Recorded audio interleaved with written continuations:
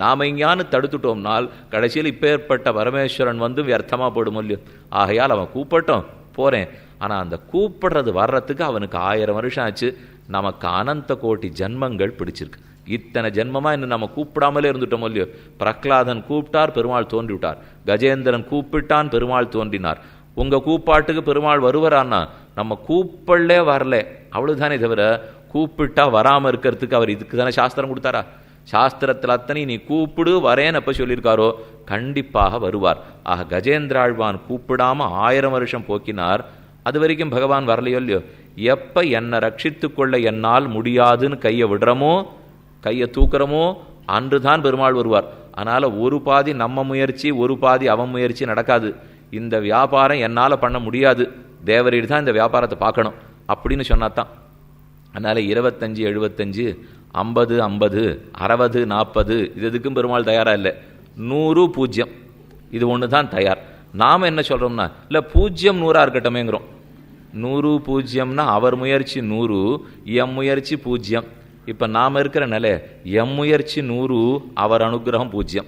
இது நாம் இதுலேருந்து மொத்தமாக மாறணும். இப்போ இது ஒன்றும் நடக்காதுங்கிற நம்பிக்கை வந்தால் தான் அதன் வழி போகவே போகிறோம். ஆக நாமோ பெருமானிடத்திலே அகிஞ்சனாய் கைமுதல் ஒன்றும் இல்லாமல் நமக்கு சமர்ப்பிப்பதற்கு ஒன்றுமில்லைன்னு கை ஓஞ்சுடனும். அப்போது பகவான் அனுகிரகத்துக்கு வருகிறார். இது பிரம்மாஸ்திரம் போலே, ஷணப்பனார் கண்ட பிரம்மாஸ்திரம் போலேன்னு சொல்லுவா. பிரம்மாஸ்திரத்தை விட்டுட்டு அது நன்னா கட்டியாக பிடிச்சிக்கும். ஆனால் அதுக்கு மேலே இது எங்கேயானு விடுபட்டு போடுதுங்கிறதுக்காக சங்கிலியோ சணக்கயத்தையோ தாம்பு கயற்றையோ போட்டு கட்டினா பிரம்மாஸ்திரம் நிற்காது, அது விட்டுட்டு போடும். அது இருக்கிற இடத்துல அது மட்டும்தான் இருக்கணும். ஹனுமானை இந்திரஜித்து கட்டி வச்சானா ஹனுமான் மயங்கினாப்பில் நடிச்சுட்டு இருக்கார். ராவணனை பார்த்துட்டு வந்துடுவோன்னு அவருக்கு ஆசை.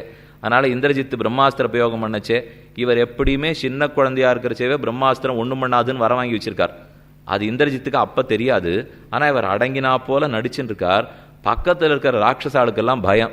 இந்த குரங்கு நம்மளை ஒரு 1.5 மணி நாள் அடிச்சிருக்கிற அடி சும்மா இல்லை, இதை இப்படியே விட்டா எங்கேயானு தப்பிச்சுன்னு ஓடி போட்டாலும் போடும். அவள் எல்லாரும் தாம்பு கயத்தை கொண்டு சங்கிலியை கொண்டு கட்டி வச்சா, சங்கிலியை கட்டினா பிரம்மாஸ்திரம் போடுங்கிற ரகசியம் இந்திரஜித்துக்கு தெரியும். அவன் மகாவீரன். ஆனாலும் அந்த ஹனுமான் இப்படியே உட்கார்ந்தார். கண்டுபிடிச்சிட்டான். எப்போ இவர் இன்னும் நடிச்சுட்டு இருக்காரோ கொஞ்சம் அதிகமாக நடிச்சுட்டார் இவர். இந்த தாம்பு கயத்தை கட்டினாலே பிரம்மாஸ்திரம் நிற்காது. இவர் எப்போ இன்னும் தலையை குனிஞ்சுட்டு இருக்காரோ இது வேஷம் போடுறதுன்னு தெரிஞ்சு விட்டார் அவர். சரி ஆட்டம், ராவணன் முன்னாடி அழைச்சின்னு போவோன்னு. இப்போ எதுக்காக சொல்ல வந்தேன், பிரம்மாஸ்திரம் இருந்தால் ஷணப்ப கயத்தில் கட்டக்கூடாது. பக்கத்தில் தாம்பு கயத்து பிரயோஜனம் இல்லை. சரணாகத்தின்னு சொல்லிட்டோம்னால் அப்போ அவர் முயற்சி தான் இருக்கணுமே தவிர இதில் என் முயற்சி அவர் முயற்சி என்பதில்லை. அது ஆக்கிஞ்சன்னு. கர்மஜான பக்தி யோகங்கள் இல்லை, தேவரீரே முயற்சி. தேவரீருடைய அருளாலே தான் பேற்றுக்கு உபாயம் அவன் நினைவு. அந்த நினைவு எப்போதும் உண்டு. அப்போ அந்த நினைவு என் தல்ல எப்போ விழும், இவன் நினைவு மாறினால். நேற்றே பார்த்தோம், அவருடைய நினைவுக்கு குறவில்லை. எப்பவும் அவர் கருணமழையை பொழிஞ்சிட்டு இருக்கார். ஆனால் நான் அந்த கருணையை ஏற்றுக்கிறதுக்கு முடியாமல் கொடையை பிடிச்சிட்டு இருக்கேன். கொடையை என்னைக்கு எடுக்கிறேனோ அன்னைக்கு பொழிய போகிறார். இது ஆக்கிஞ்சன்யம். அடுத்த அனன்ய கத்தித்வம். இந்த திருவடியை தவிர வேறு புகழ் கிடையாது. கத்தியந்தர சூன்யத்துவம், வேறு கதி இல்லை. வாளால் அறுத்து சுடினும் மருத்துவன்பால் மாளாத காதல் நோயாளன் போல் மீளா துயர்தரிலும் வித்துவக்கோட்டம்மா நீ ஆளா உனதருளே பார்ப்பன் அடியேனே. எவ்வளவு அற்புதமான பாசுரம், ரொம்ப ஆச்சரியமான திவ்யதேசம். மலையாள திவ்யதேசங்கள் 13. அதில் திருவித்துவக்கோடுங்கிற திவ்யதேசம் அற்புதம். மலையாளத்தில் திருமிச்சக்கோடுன்னு சொன்னா தான் புரியும். நாம் தமிழில் பாசுரத்தில் திருவித்துவக்கோடுன்னு சொல்கிறோம். 13 திவ்யதேசங்களில் 12 திவ்யதேசங்களை நம்மாழ்வார் பாடிவிட்டார். திருவித்துவக்கோட்டை மட்டும் குலசேகராழ்வார் பாடியிருக்கார். தருதுயரன் தடாயேல் உன் சரணல்லல்லால் சரணில்லை விரை கொழுவு மலர்பொழில் சூழ் வித்துவக்கோட்டம்மானே அரிசினத்தால் இன்னதாய் அகத்திடினும் மற்றவள்தான் அருள் நினைந்தே அழுங்குழவி அதுவே போன்றிருந்தேனே நீ காலால எட்டி உதச்சு கிட்டக்க வராதேன்னு சொன்னாலும் இந்த திருவடியை விட்டு இன்னொரு புகழ் எனக்கு கிடையாது. நீ உதை கட்டு தடுத்து என்ன வேணா பண்ணு, இது ஒன்று தான் எனக்கு திருவடி, இது ஒன்று தான் புகழ். ஏன் வேற இடம் இருந்தால் பார்த்துக்க கூடாதா என்ன பெருமாள் குலசேகரரை கேட்குறார். நான் தான் உன்னை எத்தனையோ அடிச்சிருக்கேனே, உனக்கு கஷ்டமெல்லாம் கொடுத்துருக்கேனே, வேணா நீ இன்னொத்த பிடிச்சிக்க தானே என்ன பெருமாள் கேட்குறாப்பில் வச்சுன்னு பதில் சொல்கிறார். வெற்றார் கொற்றார் ரத்னம் வருதுங்கிறதுக்காக யாரானும் வைத்தியம் பண்ணுற வைத்தியரை விரோதிச்சுக்கிறாளோ அவருக்கு 1,00,000 2,00,000 சம்பாவனை பண்ணுறா. லோகத்திலே ரொம்ப உயர்த்தியானதுன்னு சொல்லணும்னா வைத்திய தொழில் தான். ஏன்னா யாரானு சம்பாவனை கொடுத்து வெட்டுன்னு சொல்லி பார்த்துருக்கீங்களா? என்னை வெட்டுறார், அதுவும் லட்சம் போடலைன்னா 1.5 லட்சமாக வாக்கிங்கோ, நன்னா வெட்டுங்கோ அப்படின்னு அவரை பார்த்து சொல்கிறோம் இல்லையோ. நம்ம வெட்டுற படுக்கையில் போட்டுருவார், ரணச்சிகிச்சை பண்ணணும். அந்த சமயம் பார்த்து கத்தி எடுத்த வைத்தியருக்கு சட்டுன்னு ஒரு தர்ம வாக்கியம் ஞாபகம் வந்துடுச்சு. அஹிம்சா பரமோ தர்மஹா நஹிம்சாது சர்வா பூதானி, அஹிம்சதான் சிறந்த தர்மம், வெட்டக்கூடாதுன்னு கத்தியை ஒடிச்சுட்டார், கிளம்பி போட்டார். 6 மணி கழிச்சு எனக்கு மயக்கம் தெளிஞ்சது. என்ன ஆச்சு, எல்லாம் பண்ணியாச்சான்னா அவர் வீட்டுக்கு போயிட்டார். நீ பாட்டுக்கு படுத்துட்டு இருக்க வேண்டியதான். அவர் ஏதோ அஹிம்சா பரமோ தர்மஹான்ட்டு போயிட்டார்னா நான் படுக்கையில் இந்த இறங்கி விடுன்னு அவர் வீட்டுக்கு போய் விழுந்து சேவிச்சேன். சுவாமி என்ன இந்த மாதிரி பண்ண மாட்டேன்னு விட்டீர்? இல்லை எனக்கு பண்ணுறதுக்கு விருப்பமாக இருக்கலன்னா 1 லட்சம்னு பேசியிருந்தோம், வேணா 2ஆக கொடுத்துட்றேன், கொஞ்சம் வந்து வெற்றிறாங்கிற மூலியம். அப்போ அந்த வைத்தியரிடத்துல என்ன இவளுக்கு காதல்னால், வாளால் அறுத்து சுடினும் மருத்துவன் பால் மாளாத காதல் நோயாளன் போல் மீளா துயர்தலிலும் வித்துவ கோட்டம்மா. அவர் எத்தனை வெட்டினாலும் கொட்டினாலும் அவர் காலுன்னே கிடக்கிற மூலியோ. பகவானை பார்த்து குலசேகரர் பிரார்த்திக்கிறார், இந்த வைத்தியருக்கு நான் இவ்வளவு மதிப்பு கொடுத்தேன்னா, வைத்தியோ நாராயணோ ஹரிஹி, இந்த ஜெகத்தில் நீ எத்தனை துன்பத்தை எனக்கு கொடுத்தாலும் அது மீளாத இன்பத்துக்காக நான் புரிஞ்சுனுட்டேன். அதனால் நிச்சயமாக உங்ககிட்ட எனக்கு கோபம் இல்லை, வருத்தம் இல்லை. மீளா துயர்தலிலும் வித்துவக்கோட்டம்மா, பகவான் நிறைய துயரம் கொடுப்பார். சரணாகத்தனான நாம் புரிஞ்சிக்க வேண்டியது முக்கியமானது, அவர் கொடுக்கும் துயர் நீடிக்கும் துயர் அல்ல. நமக்கே சந்தேகம் வரும், சரணம் சரணம் இத்தனை சொல்லிருக்கிறே சொன்ன உடனே நமக்கு எல்லாம் ஆபத்தெல்லாம் போயிடும் இல்லையோ, கூரையை பிச்சுட்டு பணமாக கொட்டும் இல்லையோ, எனக்கு இருக்கிற வியாதியெல்லாம் போயிடும் இல்லையோ. ஏன்னா நிறைய சம்பிரதாயங்கள் இருக்குது, அப்படி சொல்லி தான் கூப்பிடுவா. இதோ உங்கள் தலைக்கு மேலே இன்னும் உட்காந்து சாத்தான் உட்காந்துருக்கு பாருங்கோ, எல்லாரும் இங்கே வாங்கோ, அந்த சாத்தானை நான் போக்கி காட்டுறேன், நீங்கள் வந்துட்டீங்கன்னா உங்கள் வியாதியெல்லாம் தொலைஞ்சு போயிடும், வந்துட்டீங்கன்னா உங்கள் குடும்பத்தில் இருக்கிற கடன் தொல்லையெல்லாம் போயிடும், வந்துட்டீங்கன்னா பணமாக பிச்சுட்டு கூரையிலேருந்து கொட்டும் அப்படின்னு தாப்பனார் சொல்லுவார். இன்னும் கொஞ்ச நாள் விட்டால் காரை உதுந்து கொட்டும், அவ்வளவுதான் கொட்டுமே தவிர கூரையிலேருந்து பணம் கொட்டாது. வெள்ளைப்பூச்சி பூசலைன்னா இடிஞ்சு கீழே கொட்டும், மற்றதெல்லாம் ஒன்றும் நடக்காது. அதனால் இதெல்லாம் சொல்கிறதுக்கு வேணால் நல்லா இருக்கலாமே தவிர நடக்க போவதில்லை. அப்போ சரணம்னு சொன்ன உடனே கஷ்டங்கள் போயிடுமான்னா போகாது. இருக்கிற கர்மங்களை அனுபவித்து முடிச்சுட்டு தான் மோட்சத்துக்கு போகிறோம். உடனே அப்படியே ஓஹோங்கிற வாழ்க்கை கிடைக்கும்னு இந்த வைதிக சம்பிரதாயத்தில் ஒத்துருமே சொல்ல மாட்டான். வேதத்தை அறிந்து உணர்ந்து கொண்டவனாக இருந்தால், இதிகாச புராணங்கள் படி பேசுறதா இருந்தால், ஒரு நாள் இந்த கஷ்டம் போயிடும்னு சொல்ல மாட்டான். சுவாமி அப்போ எங்களுக்கு எதுக்கு சரணாதி பண்ணணும்? இப்போ கஷ்டமே போகாதுங்கிறீர், அப்போ எதுக்கு பண்ணணும்னா கஷ்டத்தை சகித்து கொள்ளும் மனப்பக்குவத்தை கொடுக்கும், அதைத்தான் இது கொடுக்குமே தவிர லோகத்தில் இருக்கிற கஷ்டத்தை எல்லாம் போகிறதுக்கு நாளா. இப்போ நேற்றுக்கு மழை பெஞ்சுது, சட்டுன்னு உடனே கொசு அதிகமாகிடும் இல்லையோ. எங்கள் ஊரில் அதிகம் உண்டு, எனக்கு இதை பற்றி தெரியாது. அங்கே நிறையா கொசு. உடனே ஒருத்தர் என்ன பண்ணார், கத்தி எடுத்துட்டார், இனி இந்த ஊரில் இருக்கும் கொசுவை அத்தனையும் ஒழித்து விட போகிறேன் அப்படின்னு கிளம்பினார்னா ஒன்றும் இல்லை, வேலை வெட்டி இல்லாமல் இவர் அலைஞ்சிட்டு இருக்க வேண்டியதான். ஒரு கொசுவை இவரால் போக்க முடியாது. அப்போ இவர் கொசு அப்போ கடிக்கிறதே சுவாமின்னா, இவர் வேணா வலையை போட்டுண்டு போத்தின்னு படுத்துக்கலாமே தவிர லோகத்தில் இருக்கிற கொசுவை ஒழிக்க நாமார் சுகதுக்கங்கள்னு சம்சாரத்தில் இருந்துகிட்டே தான் இருக்கும். அதை ஒழிக்க அடியனால முடியாது. ஆனால் என்னை போத்திண்டு எனக்கு வலை போட்டுண்டு அதனுடைய பாதிப்பில்லாமத்தான் நான் பார்த்துக்க முடியும். அந்த வலை வேணும்னு இல்லை, பெருமான் திருவடிகளாகிற வலை. அந்த வலையை எடுத்து போட்டுனுட்டோம்னா கொசுங்கிற சுகதுக்கம் ஒன்றும் பண்ணாது. அதுக்குரிய பக்குவத்தை அது கொடுத்துட்டு போகிறது. அப்போ அனன்யகதி, எப்படி ஒரு மருத்துவனிடத்திலேயே நோயாளி கிடக்கிறானோ, பகவன் நானோ நோயாளி, நீயோ மருத்துவன், மருந்து தான் சரணாகதி, அந்த திருவடியே மருந்து. இதை விட்டுட்டு மற்றொரு இடத்துக்கு என்னால் போக இயலாது, என்ன வேறு கதி கிடையாதுன்னு சொல்கிறோம் இல்லையோ. அதே பதிகத்தில் ஆழ்வார் சாதிக்கிறார், வெங்கட்டின் களிரடத்தாய் வித்துவக்கோட்டம்மானே, எங்கு போய் உய்கேன் உன் இணையடியே அடையலல்லால், எங்கும் போய் கரிகாணா தெரிகடல்வாய் மீண்டேயும் வங்கத்தின் கூம்பேரும் மாப்பறவை போன்றேனே. ஒரு கப்பல் அது நேர பாய்மரம் கட்டியிருக்கு, அந்த பாய்மரத்தில் ஒரு பறவை உட்காந்துது. கப்பல் மெதுவாக கடலில் பிரயாணம் போகிறது. 10 மைல் போச்சு, 20 மைல் போச்சு, 300 மைல் போயிடுது. நடுக்கடலில் அசையாத கப்பல் மெதுவாக போகிறது. அந்த பறவை நினச்சிதான், நம்ம எதுக்கு இந்த கப்பல் நங்கூரத்தையே பிடிச்சின்னு உட்காந்துருக்கணும், நமக்கு என்ன வேறு இடமா இல்லை இதை விட்டால் போகிறதுக்கு, அதனால் வேறு இடத்த பிடிச்சி நம்ம போயிடுவோம் அப்படின்னு சட்டுன்னு கப்பல் பாய்மரத்தை விட்டுட்டு அது பறக்க ஆரம்பிச்சது. 10 மைல் போச்சு, 20 மைல் போச்சு, 30 மைல் போச்சு, எங்கே பார்த்தாலும் தண்ணீர். அது காலை வைக்கிறதுக்கு ஒரு இடம் இல்லை. போக போக ரக்கையில் இருக்கிற சக்தி குறைஞ்சுட்டே போகிறது. இது சக்தி குறைஞ்சா தள்ளி போக திரும்பி போகிறதுக்கு அத்தனை தூரம் வேணும் இல்லையோ. அதுக்கு ரக்கையில் சக்தி இருக்காதா, பயம் வந்துடுறதுக்கு. ஓ நல்ல வேளை அந்த ஒரு பாய்மரத்தையான ஒழுங்காக போய் பிடிச்சிப்போம் அப்படிங்கிற வேகத்தில் திரும்பி வந்தது.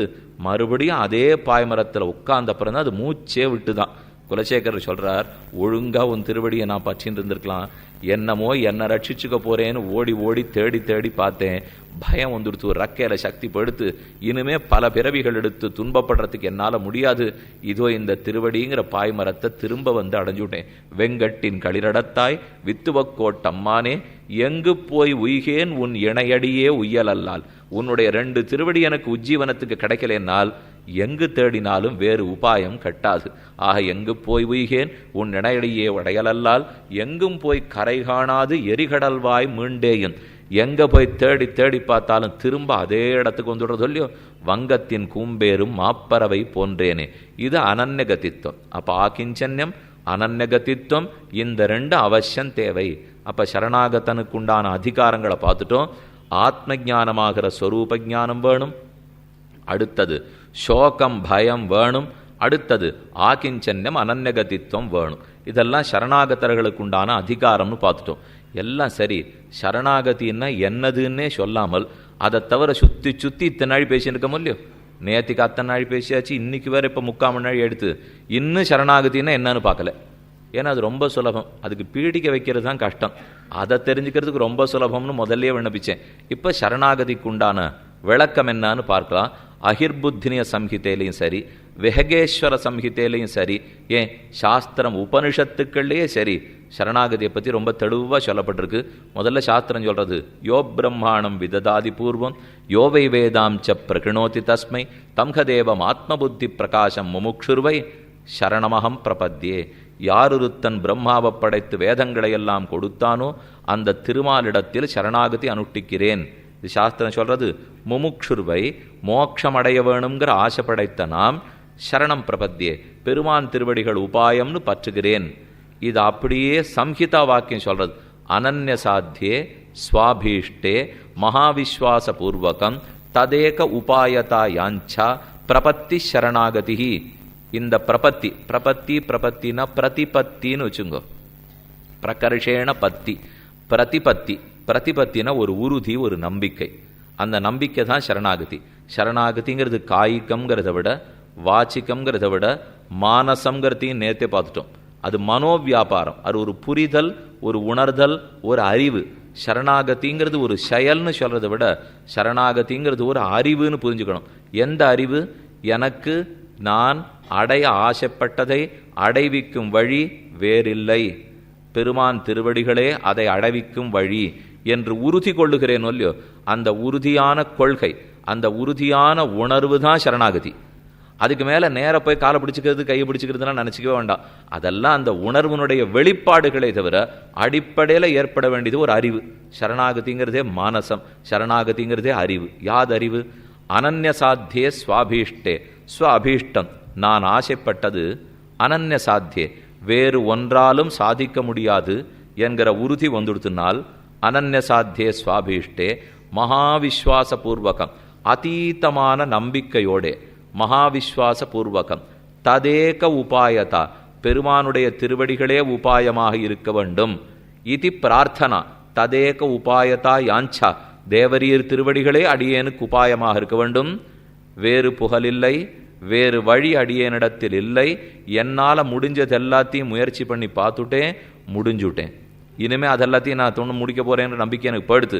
அனன்ய சாத்தியே ஸ்வாபீஷ்டே மகாவிஸ்வாச பூர்வகம் ததேக உபாயதா, நீ ஒருத்தனே உபாயமாக இருப்பாய் என்கிற யாஞ்சா, என்கிற அறிவு, என்கிற பிரார்த்தனை பிரபத்தி சரணாகதி. அந்த உறுதிதான் சரணாகதி. இன்னொரு வாக்கியம் இருக்கு, துவமேவ உபாயபூதோ மேபவ இது பிரார்த்தனாமதி சரணாகதி. நீயே அடியேனுக்கு உபாயமாக இருப்பாய். துவமேவ, நீயும் உபாயமாக இருப்பாய், இன்னொருத்தரும் உபாயமாக இருப்பாய் அல்ல.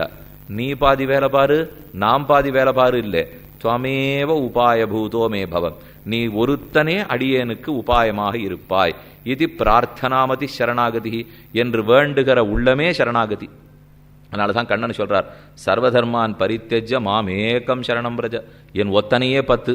நீ எங்கேயானு வேணும்னா பக்கத்து வீட்டுக்காரர் காலையும் விழுந்துட்டு, எழுத்து வீட்டுக்காரர் காலையும் விழுந்துட்டு, சரி போனா பொறுத்து போய் கண்ணனையும் பற்றிப்போம் அப்படின்னு வராதே. மாம் ஏகம் சரணம் பிரஜ, என் ஒத்தனையே உபாயமாக பற்றுவாய். இப்போ இந்த சரணாகதிங்கிறது மானசம், ஒரு அறிவுன்னு சொன்னேன்னா, இந்த அறிவு எப்போது ஏற்படுகிறது? இந்த அறிவுங்கிறது என்ன? யார் உபாயம்? இப்போ பக்தி உபாயம்னு பார்த்தோம். சரணாகதின்னு சொல்லச்சே யார் உபாயமாகிறார்கள்? சரணாகதி உபாயமாறுதுன்னு சொல்றதை விட பகவானே உபாயம் இல்லையோ, எம்பெருமானே இங்கே உபாயமாக இருக்கிறார்.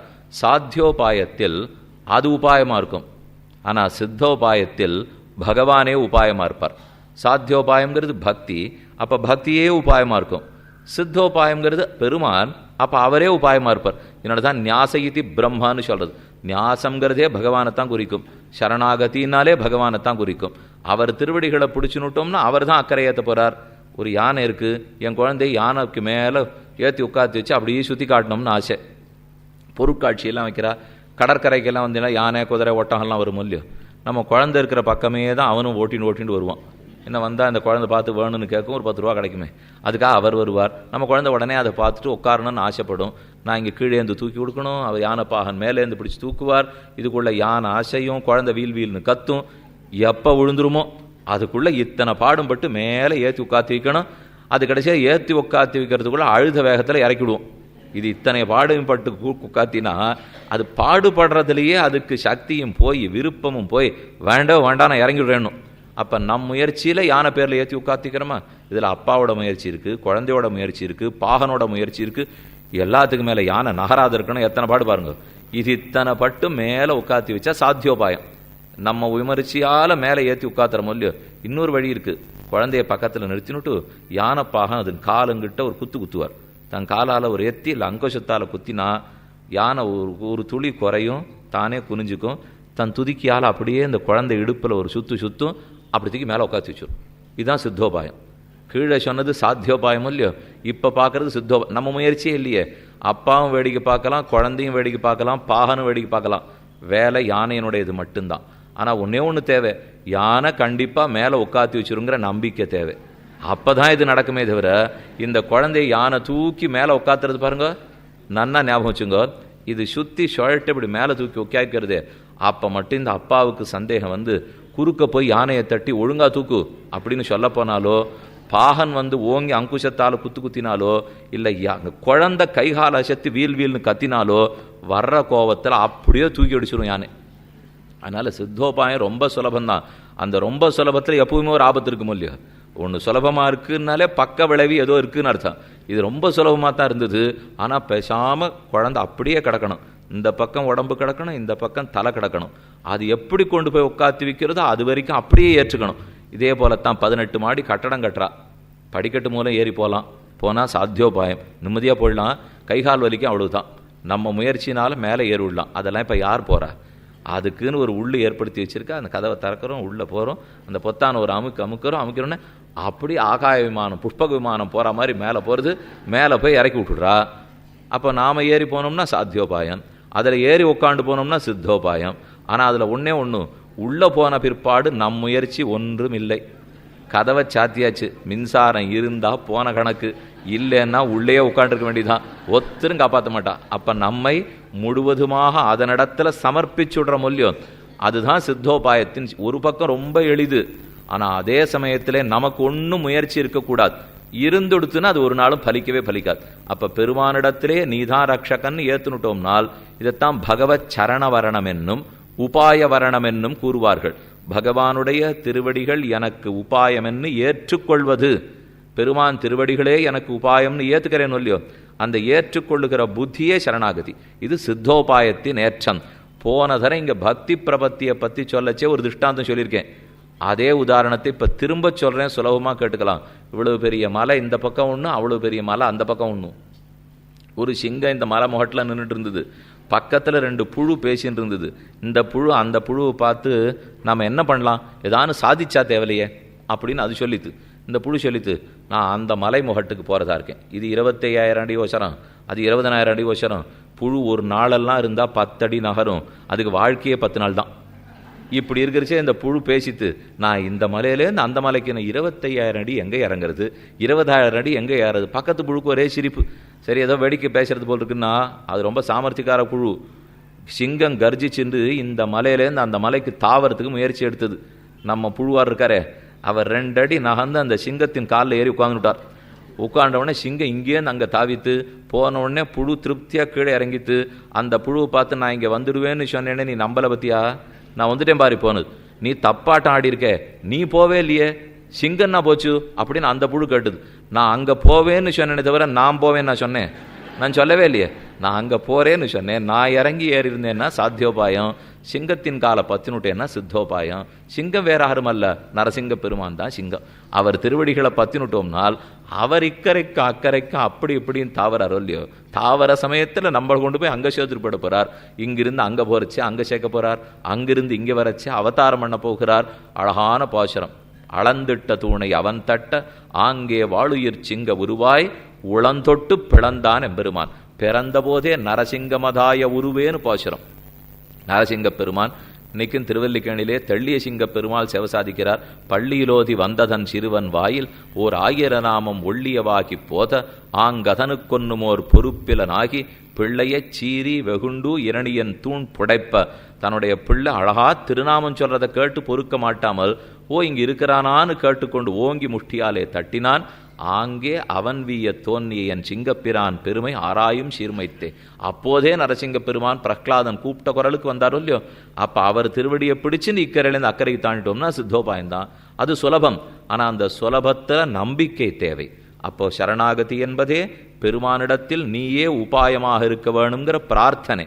அந்த பிரார்த்தனைக்கு ரொம்ப முக்கியமான தேவை உறுதியான நம்பிக்கை. அந்த நம்பிக்கையே சரணாகதி தான். பிரார்த்திக்கிற அறிவே சரணாகதி தான். இதை புலலோகாச்சாரியர் ரொம்ப ஆச்சரியமா ஒன்று சொல்றார்.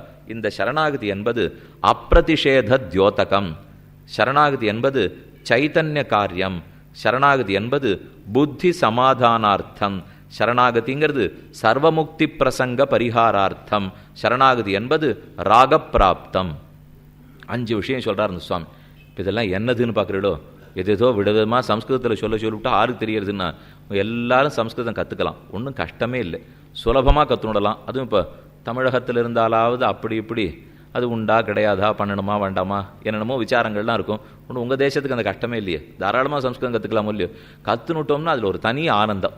ஏன்னா ஒரு 4 வரியில் எழுதி புரிய வைக்கிற ஒன்றை 1/2 வரியில் புரிய வச்சுருவா. அந்த பாஷைக்கே இருக்கிற பெருமை சுருக்கமாக சொல்லலாம், நிறைய விளங்கிடும். நம்ம 1.5 மணி நாள் பேசுகிறதே 15. நீங்கள் இங்கே மட்டும் உட்காண்டிருக்கிறவ எல்லாரும் சம்ஸ்கிருதம் படித்தவாளாக இருக்கட்டும், இந்த 4 நாள் காலக்ஷேமம் ஒரு நாளத்தில் முடிச்சு போடும். ஒரே நாளுக்குள்ள விஷயத்தை சொல்லி முடிச்சுடலாம். இப்போ இந்த 5 சப்தம் சொன்னால் இதை விளக்கிறதுக்கு 5 25 நிமிஷம் ஆகிடுறது இல்லையோ. இதனால தான் உபன்யாசம் நீண்டுட்டே போகிறது. இப்போ இந்த சப்தம் சொன்னால் புரிஞ்சுனுட்டா ரொம்ப திருப்தியாகப்படும். ராகப்பிராப்தம் ஒன்று ஆசையினால ஏற்படுவது, அடுத்து சர்வமுக்தி பிரசங்க பரிகாரார்த்தம், அடுத்து புத்தி சமாதானார்த்தம். பகவான் தான் சரணாகதியின்படி உபாயம் புரியறது. ஆனால் இந்த சரணாகதின்னு நாம் பண்ணுறமே அது இது என்ன தெரியுமோ, முதல் தேவை சைத்தன்ய காரியம். ஒரு ஜீவாத்மா சேத்தனன், சேத்தனன்னா ஞானம் இருக்கிறவர்னு அர்த்தம். ஞானமற்ற இந்த கடிகாரத்திலிருந்து ஞானமுள்ள நான் என்னை வேறுபடுத்தி கொள்ள வேண்டும். ஏன் நன்னா கொஞ்சம் யோசிங்க. இந்த அடுத்த 15 நிமிஷம் மட்டும் நீங்கள் நன்னா கேட்டுட்டீங்கன்னா தான் சரணாகதியினுடைய தத்துவம் என்னன்னு புரிஞ்சுக்க முடியும். இதோ கடிகாரமும் பகவானுக்கு சேஷம், இதுவும் அவருக்கு சொத்து, இந்த மாலையும் அவருக்கு சொத்து, நானும் அவருக்கு சொத்து, ஆத்மாக்களும் அவருக்கு சொத்து. இது எல்லாமே சொத்து, எல்லாமே சேஷம் தானே. அப்போ எல்லாரும் மோட்சத்துக்கு போகலாமா? இதுவும் மோட்சத்துக்கு போகலாம். அவர் சொத்து அவர் தானே ரட்சிக்கணும். நான் அவருக்கு சொத்து அவர் தானே ரட்சிக்கணும். மாலை அவருக்கு சொத்து அவர் தானே ரட்சிக்கணும்னால் இல்லை பெருமாள் ஒன்றை எதிர்பார்க்கிறார். என்ன எதிர்பார்ப்பார்? ஏதோ ஒரு வழியை பற்றி தன்னை அடைய வேண்டும் என்ன எதிர்பார்க்கிறாரானால் அதை அவர் எதிரே பார்க்க மாட்டார். யார்கிட்டையும் ஒரு உபாயம் வேணும்னு பெருமாள் எதிரே பார்க்க மாட்டார். சரணாகதியை பொறுத்த வரைக்கும் தான் அவருக்கு உபாயம். மற்ற யாரும் கூட்டு சேர்ந்தாலே அவர் பிடிக்காதுன்னு சொல்லிட்டேன்னு இல்லையோ. ஆனால் அவர் இன்னொருத்தர் சேர்றதை விருப்பப்படுறதில்லை. ஆனால் ஒன்னே ஒன்று எதிர்பார்க்கிறார். இவனுக்கு முதல்ல சரணாகதி பண்ணி மோட்சத்துக்கு போகிறதுல விருப்பம் இருக்கா இல்லையா தெரியலையே. விருப்பம் இருக்கிறவனுக்கு தான் கொடுக்கணுமே தவிர விருப்பமற்றவனுக்கு நானா கொடுக்குறேன்னு தான். ஒரு சின்ன குழந்தை, 3 வயசு குழந்தை, அது பொம்மை வண்டியெல்லாம் வச்சுன்னு விளையாட ஆரம்பிக்கும். அது ஏதோ இப்படி மிதி வண்டி ஆட்டம் ஒன்று வச்சுக்கும், சொப்பு சாமான்லாம் வச்சுக்கும், 4 சக்கர வண்டி வச்சுக்கும், டர்ன்னு அதை பிடிச்சி இழுத்துன்னு இருக்கும். ஒரு அப்பா பெரிய கோட்டீஸ்வரர், அவர் குழந்தை 10 ரூபாய்க்கு ஒரு 4 சக்கரை வாங்கி கொடுத்தா அது நன்னா அப்படி சாவியை கொடுத்து திருக்கி விட்டுட்டு கரன்னு பிடிச்சி இழுத்துன்னு இருக்கு. அவர் பார்த்தார், என்ன இது இவ்வளவு சின்ன மனுஷனா, நான் ஒரு நாளைக்கு 1 கோடி ரூபாய் சம்பாதிக்கிறேன். உடனே அவர் நேர கடைக்கு போய் 25 லட்சம் ரூபா கொடுத்து ஒரு பெரிய படகு வண்டி வாங்கிட்டு வந்தார். வாங்கிட்டு வந்து அது அது போனாலே அந்த வீதியில் போனாலே பார்த்தாலே பெரிய மனுஷான்னு தெரியும். அதை போல் பெரிய வண்டி வாழ்ந்து அதனுடைய சாவி விலையே 10,000 ரூபா. அந்த சாவியை கொண்டு தன் 3 வயசு குழந்தைகிட்ட கொடுத்தார். அது இப்படி இப்படி திருப்பி பார்க்கும், போட்டுட்டு தன் சாவி கொடுக்குற வண்டியை கர்ன்னு இழுக்க ஆரம்பிச்சிடும். அவர் யோசிச்சார், 25 லட்ச ரூபா கொடுத்து வண்டி வாழ்ந்து சாவியை கொடுக்குறேன், இந்த பிள்ளைக்கு அது தெரியவே இல்லையன்னா அதுக்கு விருப்பம் இருக்கிறத கொடுத்தா தான் அது விளையாடும். அதுக்கு விருப்பம் இல்லாமல் நாம் பணக்காரங்கிறதுக்காக எத்தையான்னு கொடுத்தா அது வச்சுட்டே விளையாடாது. இது எல்லாத்திலும் எந்தெந்த வயசுக்கு எது விளையாடுமோ அதை தான் வாங்கி கொடுக்கணும். அந்த வயசுக்கு மீறியதை வாங்கி கொடுத்துட்டா, இப்போ எனக்கு ஆசை ஐஸ்வர்யத்தில் இருந்தால் பகவான் அதைத்தான் கொடுக்கணும். எனக்கு ஆசை பகவானிடத்தில் இருந்தால் தான் பகவான் அதை கொடுப்பார். எனக்கு விருப்பம் இருக்கான்னு எப்படி தெரியும்? அவர் கொடுக்கறதுக்கு தயாராக இருக்கார். ஆனால் எனக்கு விருப்பம் இருக்குன்னு நான் சொல்லிக்கணும் இல்லையோ? அச்சேதனம் தனக்கு விருப்பம் இருக்குன்னு சொல்லாது. இது அச்சித்து, இது ஜடப்பொருள். இந்த ஜடப்பொருள் தன் விருப்பத்தை வெளியிடாது. ஆனால் நான் அஜடப்பொருள், நான் ஞானம் இருக்கிற ஜீவாத்மா. இந்த ஜீவாத்மா தான் அஜடம், எனக்கு மோட்சத்துக்கு போகிறதுக்கு விருப்பம் இருக்கு அப்படின்னு பெருமாளுக்கு அறிவிப்பு பண்ணணும் இல்லையோ? அந்த அறிவிப்பு தான் சரணாகதி. இப்போ இந்த சரணாகத்தின்னு என்னென்னு வெவ்வேறு கோணத்திலேருந்து விண்ணப்பிக்கிறேன். அந்தந்த கோணத்திலேருந்து ஞாபகம் வச்சுங்கோ. சைத்தன்ய காரியம், நான் சேத்தனன், நான் ஜீவாத்மா, நான் அச்சேதனம் இல்லை. ஆகையால் இதோ பிரார்த்திக்கிறேன் பார். இப்போ பெருமாள் பார்ப்பார், கடிகாரம் சரணம்னு சொல்லலே, இவன் சரணம்னு சொன்னால் இவனுக்கு விருப்பம் இருக்கு போல் இருக்கு, மோட்சம் கொடுத்துருவோம். இதுதான் முதல் தேவை. இப்போ அப்போ இது சைத்தன்ய காரியம், எனக்கு அறிவு இருக்குங்கிறதுக்காக நான் பண்ணுகிறேன். ரெண்டாவது புத்தி சமாதானார்த்தம். எனக்கு அறிவு இருக்குன்னுச்சேவே அடுத்த ஆபத்து வந்துடும். எனக்கு அறிவு இருக்குது, நான் பண்ணியிருக்கிற காரியமோ சின்ன காரியமாக இருக்குது, ஆனால் கிடைக்கிறதோ ஏதோ பெரிய மோட்சம் கிடைக்கும்னு சொல்கிறா. நாம் ஏதானும் பண்ணாத்தானே மோட்சம் கிடைக்கும். நம்ம ஒன்றுமே பண்ணாத மோட்சம் கிடைக்குமா? பெருமாள் நம்ம ஒன்றுமே பண்ணாத கொடுக்கறதுக்கும் தயாராக தான் இருக்கார். இவன் ஒன்று சரணாகதி பண்ணிட்டு தான் மோட்சம் கொடுக்கணுங்கிற தேவை அவருக்கு இல்லை. சரணாகதி இல்லாட்டா கூட அவர் மோட்சம் கொடுப்பார். நன்னா தைரியமாக சொல்கிறேன், தைரியமாக மனசில் வாங்கிக்கோங்க. சரணாகதி பண்ணாட்டா கூட மோட்சம் கொடுக்கும் வல்லமை பகவானுக்கு உண்டு. என இத்தை ஒழியிலும் ஈஸ்வரன் காரியம் கொள்ளும் என்று கொள்ள வேணும். நான் சரணாகதியை பண்ணாட்டா கூட பகவான் நிச்சயம் மோட்சம் கொடுப்பார். ஆனால் நான் எதுக்காக தெரியுமா பண்ணிட்டு இருக்கேன்? என் புத்தி சமாதானத்துக்காக. நம்ம ஏதான் ஒன்று செய்யணும். இப்போ இன்னைக்கு கார்த்தால வச்சுப்போமே, அடியன் விஷயம் என்னன்னு சொல்கிறேன். இன்னைக்கு கார்த்தால அமாவாசையா, அடியன் வெளியூர்லேருந்து வந்துட்டேனோ இல்லையோ, இங்கே தர்ப்பணம் பண்ணுறதுக்கு ஒரு இடத்துல கேட்டேன், சரின்னு இடம் கொடுத்தார். அடியன் வரச்சே கொஞ்சம் அவசரத்தில் ஏதோ ஒரு ஊர் போயிட்டு முடிச்சு விட்டு சட்டுன்னு வந்துட்டேன். வர்றதுனால கடியில் தர்ப்பம் எடுக்கிறதுக்கு மறந்து போயிட்டேன். கருப்பு எள்ளு வாங்கிடணும், எள்ளை வாங்கிறதுக்கு மறந்து போயிட்டேன். அடி எனக்கு எப்போ எங்கள் தாப்பனாரோ பெரியவாளோ சொல்லியிருக்கிறது ஒரு ஞாபகம், எள்ளை நீயா வாங்கிக்காதே, ஒரு 10 பைசாவான்னு கொடுத்துட்டு வாங்கிக்கோ. அப்படி எங்கேயானு வாங்கினியானா, கடன் வாங்கினியானா நீயா, அடி எனக்கு எந்த தர்மசாஸ்திரத்தில் இருக்குன்னு அடி எனக்கு கேட்க வேண்டாம், இருக்கு சொன்னேன். அதனால் ஏதானு கொடுத்துட்டு வாங்கிக்கோன்னு சொன்னார். இப்போ ஒருத்தர் போய் எள்ளு வாங்கியிருந்தார். அவர் 10 ரூபா கொடுத்து நல்ல எள்ளாத்தான் இன்றைக்கி வாங்கிட்டு வந்தார். அவர் அந்த தர்ப்பத்துக்கே வாத்தியார் சுவாமிக்கு 10 ரூபா கொடுத்து தான் வாங்கிட்டு வந்தார். வாங்கிட்டு வந்தாச்சு, அடியும் பண்ணியாச்சு. ஆனால் வந்த பிற்பாடு ஒரு இன்னைக்கு எட்டனான்னு ஒன்று இல்லவே இல்லைன்னு வச்சுங்க. கடைசி பட்சம் அந்த அதெல்லாம் எடுத்துருவா போகிறலாம். இப்போ 5 ரூபா கீழே வேணுமா, கருவேப்பிலை ஒத்தமல்லியே கிடைக்கலன்னா அப்புறம் அதெல்லாத்தையும் வச்சு என்ன லாபம்? அப்போ எட்டனா கிடையாது, 4 ரூபா கிடையாது, 1 ரூபா கிடையாது, 2 ரூபா கிடையாது. அடிய உடனே அவர்கிட்ட இந்த 1 ரூபாய் அவர்கிட்ட வச்சு, இந்தா சுவாமி, இது என்ன 1 ரூபா எது கொடுக்குறீர்? இப்போ இல்லை, எள்ளை வெறுமை வாங்கக்கூடாதுன்னு சொன்னால், அதனால் இது இந்த 1 ரூபா வச்சுக்கும்னே. அவர் சந்தேகம், கொடுக்கணும்னா நான் 20 ரூபா கொடுத்து வாங்கியிருக்கேன், இவர் ஒழுங்காக 20 ரூபாய் கொடுத்துருக்கணும். இல்லை, நான் இவர்கிட்ட காசே கேட்கல, அப்போ இவர் கொடுக்காமலே இருந்திருக்கலாம். இப்போ நான் அந்த 1 ரூபா கொடுத்தது எதுக்கு தெரியுமோ? புத்தி சமாதானார்த்தம். என் புத்தி சமாதானம் அடையணும் இல்லையோ? நான் வெறுமைக்கானும் போய் பண்ணிட்டேங்கிற எண்ணம் எனக்கு பிடிக்க மாட்டேங்கிறது. என் புத்திக்கு சமாதானம் வேணும். அதே போல பகவான் எப்படி மோட்சம் நிருஹேதுக்கமாக கொடுக்கிறார். ஆனால் நம்ம புத்தி சமாதானம் அடையாது. நாம் ஒன்றுமே பண்ணலே, வாங்கினுட்டோமே, அப்போ அங்கே தான் போயிருக்கோமா, இல்லை வழியில் வேற எங்கேயானு கொண்டு போய் இறக்கி விட்டாரா பெருமாள், இவர் அங்கே தான் கொடுப்பறான்னு சந்தேகம் ஒரு சொல்லியோ. இந்த புத்தி சமாதானப்படுவதற்காக சரணம்னு சொல்லுகிறோம். அப்போ இவன் புத்தி சமாதானப்படுறதுக்காக சரணம்னு சொல்கிறார். சைத்தன்ய காரியத்தினாலே சரணம்னு கூறுகிறார். அடுத்த கேள்வி, ஒத்துருமே சரணாகதி பண்ணாமல் பகவான் மோட்சம் கொடுக்கறதா இருந்துட்டா அப்புறம் ஊரில் இருக்கிற எல்லாரும் மோட்சம் கொடுக்கறதுக்கு என்னன்னு கேள்வி வரும் இல்லையோ? அதுக்காக சர்வமுக்தி பிரசங்கம் வாராமைக்காக சரணாகத்தின்னு வைக்கிறார். சர்வமுக்தினா அனைவரும் மோட்சத்துக்கு போய்டுறது, அது வந்துருமே. இப்போ நானும் சரணாகதி பண்ணல, மோட்சம் போனேன், அவர் மோட்சம் போகலாம், இவரும் மோட்சம் போகலாம், சிசுபாலம் போகலாம், தந்தபக்தன் போகலாம், ராவணன் போகலாம், கும்பகர்ணன் போகலாம், எல்லாருக்குமே கொடுத்துடலாம் இல்லையோ? பெருமாள் அதுக்குன்னு ஒரு கண் தொடைப்பு வேலை வச்சிருக்கார். சரணம்னு யார் சொல்கிறானோ அவனுக்கு முக்தி கொடுப்பேன், சரணம்னு அவரே சொல்ல வச்சுருவார். அதுவும் பெருசில்லை. ஆனால் அந்த கண் துடைக்கிறதுக்காக இதைத்தான் சர்வமுக்தி பிரசங்கம் வாராமைக்காக, அனைவரும் மோட்சம் அடைஞ்சு விடலாமேங்கிற சந்தேகம் வரும், அது வராததுக்காக சரணாகத்தின்னு ஏற்படுத்தி வச்சிருக்கார். இது எப்படின்னால், என் பிள்ளை 90 வாங்கினா 99 வாங்கினான்னா அவனுக்கா இடம் கிடச்சிரும். இல்லை 36 தான் வாங்கியிருக்கான், 35 வாங்கினா போனால் போகிறது, ஏதோ 30 வாங்கினதை 5 போட்டு விட்டாலோ என்னமோ தெரியல, 36 வாங்கிட்டு வந்துட்டான். நேராக கல்லூரியில் சேர்த்தாகணும். நமக்கு ஒன்றும் வழி கிடையாது. அது 80 வாங்கியிருந்தா 90 வாங்கியிருந்தா தன்னடையே கிடச்சிருக்கும்.